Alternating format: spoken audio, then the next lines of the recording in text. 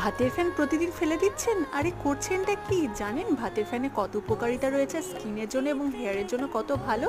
তো ভাতের ফ্যানের মধ্যে কিন্তু প্রচুর পরিমাণে ভিটামিন, মিনারেলস, অ্যান্টিঅক্সিডেন্টে ভরপুর রয়েছে এবং অ্যান্টি এজিং প্রপার্টিসও রয়েছে এবং তাছাড়া রয়েছে স্কিন ব্রাইটনিং প্রপার্টিস। তো প্রথমে এখানে আমি ভাতের ফ্যান ব্যবহার করছি, ভাতের ফ্যান বা রাইস এক্সট্রাক্ট। তো এখানে 2 চামচ পরিমাণ নিলাম, তারপর নিলাম চালের আটা, আর তারপরে এখানে নিয়েছি রোজ ওয়াটার। ব্যাস এই সব কটা নিয়ে ভালো করে প্যাকটা রেডি করে নিলাম।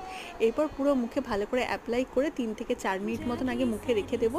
তারপরে কিন্তু একদম হালকা হাতে স্ক্রাব করব। আর চালের আটাটা অবশ্যই চেষ্টা করবেন প্যাকেটের নেওয়ার। প্যাকেটেরগুলো কিন্তু খুব মসৃণ হয়, হার্শ হয় না। আর লুজ কিনলে কিন্তু সেটা প্রচণ্ড হার্শ হয়, স্কিনে একটা ইরিটেশন হয়।